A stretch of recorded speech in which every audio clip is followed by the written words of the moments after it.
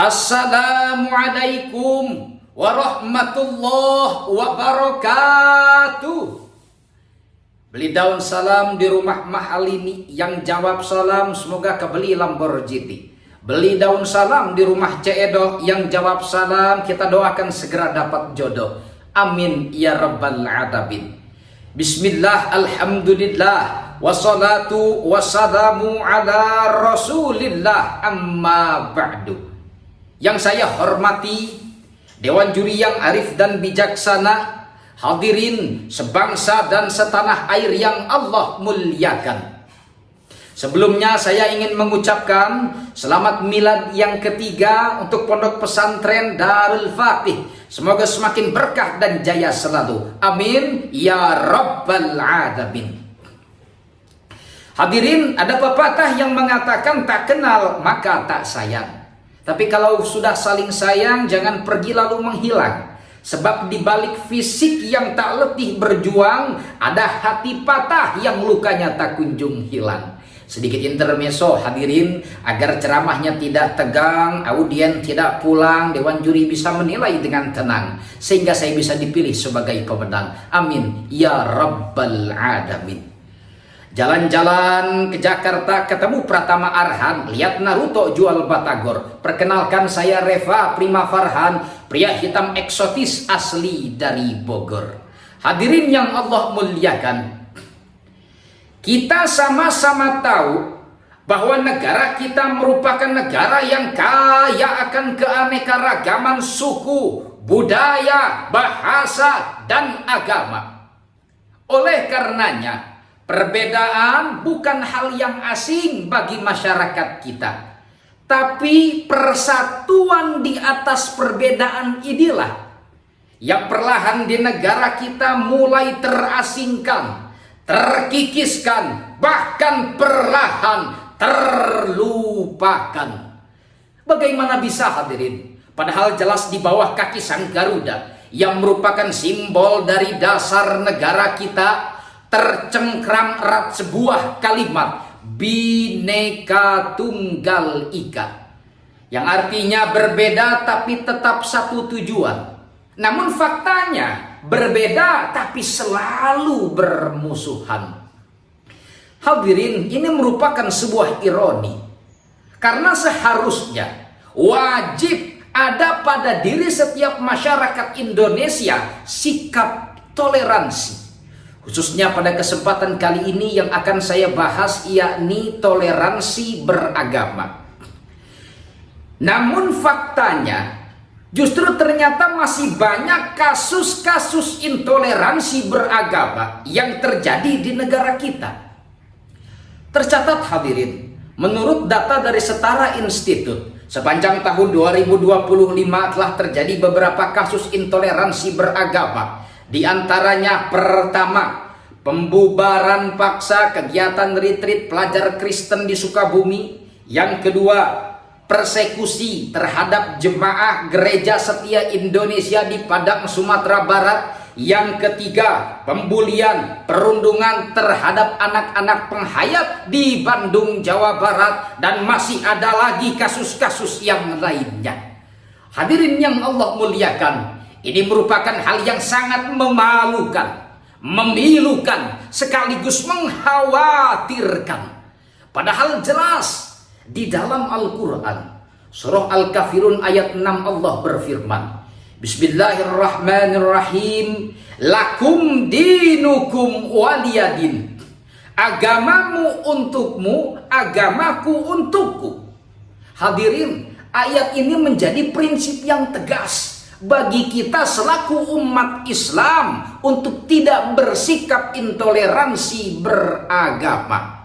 Bahkan lebih jelas lagi dalam Al-Quran surah Al-An'am ayat 108 Allah berfirman, Bismillahirrahmanirrahim, wala tasubbul ladzina yad'una min dunillahi fayasubbullaha adwan bighairi ilm. Dan janganlah kamu menghina, mencaci sesembahan agama lain selain daripada Allah, karena kelak mereka nanti akan mencaci, menghina Allah dengan melampaui batas tanpa ilmu pengetahuan. Hadirin yang Allah muliakan, timbul pertanyaan, lantas seperti apa toleransi beragama itu? Ada seorang anak bertanya kepada bapaknya, "Papa, aku punya teman orang Kristen, boleh nggak kalau hari Minggu aku ikut dia ke gereja untuk ibadah? Itu toleransi bukan?" Lantas si bapak menjawab, "Dok, toleransi beragama itu cukup dengan kita tidak mengganggu saudara kita yang beda agama dengan kita dalam menjalankan ibadahnya. Dan tidak perlu kita ikut praktek ibadahnya. Itu yang namanya toleransi beragama." Hadirin yang Allah muliakan, ada fakta yang mengkhawatirkan lagi. Intoleransi beragama biasanya terjadi antar umat yang berbeda agama. Namun ternyata ada juga sesama muslim, hanya karena perbedaan paham agama mereka saling berselisih.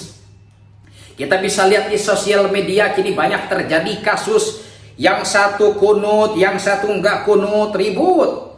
Yang satu maulid, yang satu enggak maulid, saling julid. Yang satu tahlil, yang satu enggak tahlilan, saling sesat menyesatkan, bahkan tak jarang berakhir pada saling hina menghinakan, gontok menggontokkan, bahkan sampai memutus tali persaudaraan. Na'udzubillahi min dzalik.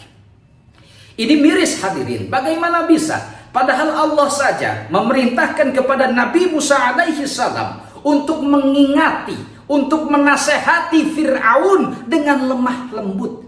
Padahal jelas Fir'aun jahat, zalim, bahkan sampai mengaku Tuhan. Tapi Allah tetap memerintahkan Nabi Musa menasihatinya dengan cara yang lemah lembut. Al-Quran surah Thaha ayat 44. Bismillahirrahmanirrahim. Faqula lahu qawlan layyinan la'allahu yatadhakkaru aw yakhsha.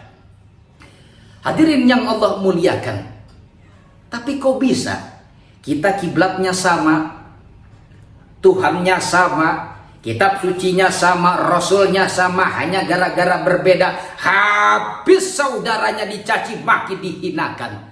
Sedangkan Fir'aun saja yang sudah jelas mengaku Tuhan, Allah memerintahkan Nabi Musa untuk mendakwahinya dengan cara yang lemah lembut. Oleh karenanya hadirin, tak masalah aku NU, kau Muhammadiyah, toh kiblat kita sama-sama Ka'bah. Tak masalah aku tahlilan, kau tak tahlilan, toh kitab suci kita sama-sama Al-Quran. Bahkan tak masalah kitab suciku Al-Quran, kitabmu Tripitaka, yang penting Bhinneka Tunggal Ika. Bahkan tak masalah aku ke masjid, kau ke gereja, yang penting satu dosa satu bangsa. Oleh karenanya saya menghimbau, kalau kata orang Sunda, hai saudaraku orang Sunda, orang teh sadayana sadulur, tesawios beda indungna, beda bapana, beda agamana, nu penting mah orang teh sadulur tina nusa sareng bangsana. Kalau kata orang Jawa, ora masalah, pedo bapake, pedo mamake, pedo agamane, sing penting awake dhewe iki sadulur, nusa sareng bangsane. Kalau kata orang Papua, inapire, opa, oma, ipar, pace, mace, sonde masalah kata orang beda agama. Sing penting tong basodara. Hai saudaraku seluruh Indonesia, mari kita jalin persatuan di atas perbedaan. Saya mengutip perkataan daripada Gus Ajir di dalam debatnya bersama Heri Pras kemarin. Beliau mengatakan, fanatisme buta hanya menutup mata kita terhadap keburukan dari golongan kita sendiri. Karena dakwah ini terlalu sempit jika hanya menggunakan satu metode, satu golongan dalam menghadapi masyarakat yang penuh dengan keberagaman. Hadirin yang Allah muliakan, mari kita ikat terus persatuan, jaga persatuan di atas perbedaan. Mungkin demikian yang dapat saya sampaikan. Kurang lebihnya mohon dimaafkan. Beli sarapan ke Bukit Duri, lihat Sasuke jualan benang. Saya Reva pamit undur diri. Doakan saya semoga jadi pemenang. Amin ya rabbal alamin. Akhirul kalam, wabillahi taufiq wal hidayah. Wassalamualaikum warahmatullahi wabarakatuh.